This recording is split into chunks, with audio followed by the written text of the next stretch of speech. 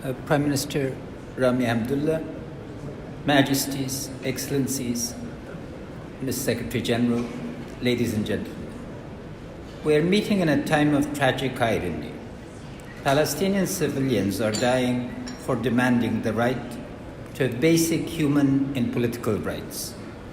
The irony is that the injustice inflicted upon them is repeating the pattern of discrimination and violence perpetrated against the Jewish people in 19th and first half of the 20th century in Eastern and Western Europe.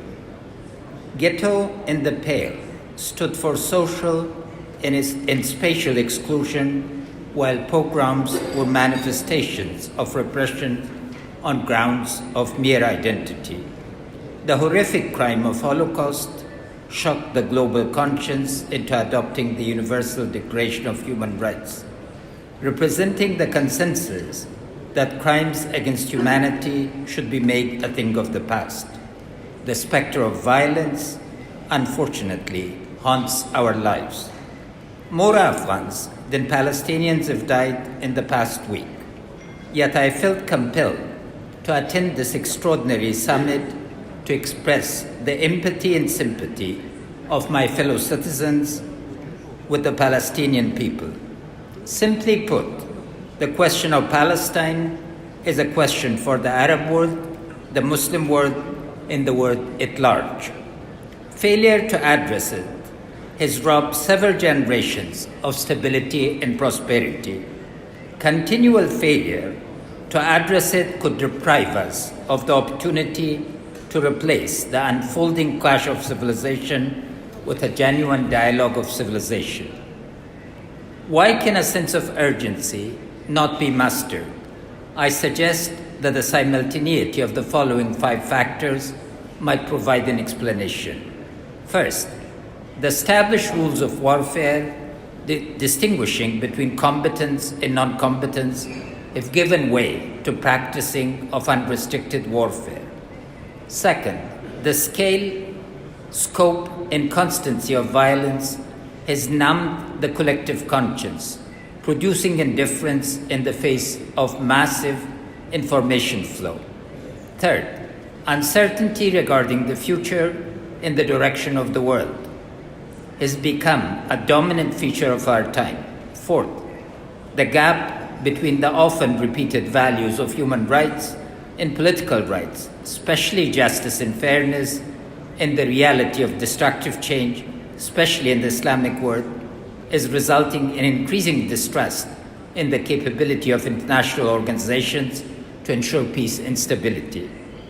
Fifth, as a result, we are facing a crisis of understanding and cooperation, resulting in adoption of lose-lose rather than win-win solutions.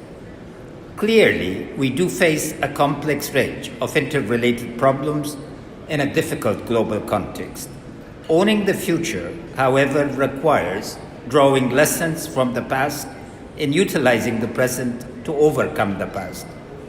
To initiate a discussion, I suggest the following issues for focus.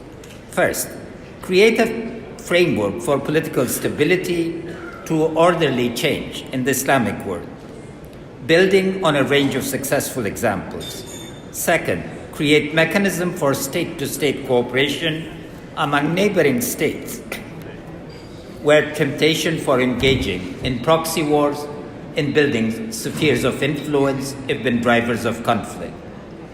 Third, drawing on successful examples of regional cooperation, agree on building the capabilities of the Organization of Islamic Cooperation as a genuine platform for discussion of our collective challenges and a mechanism for peace building among member states.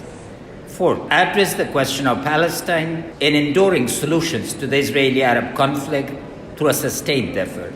Fifth, develop a narrative for explaining Islam as a civilization and culture to younger generations of Muslim men and women, and launch a comprehensive effort for a genuine dialogue between Islamic civilization and other civilizations.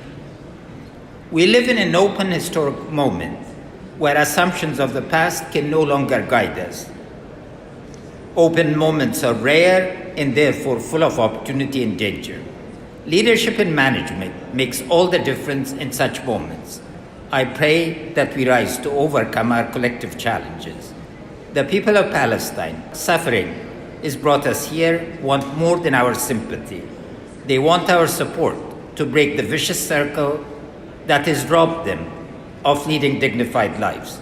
I trust that we translate our collective pain into collective action. In conclusion, I'd like to thank President Erdogan for the initiative, the government of Turkey for excellence of arrangements, and the Secretariat of OIC for supporting this initiative in a timely manner. Happy Ramadan and thank you.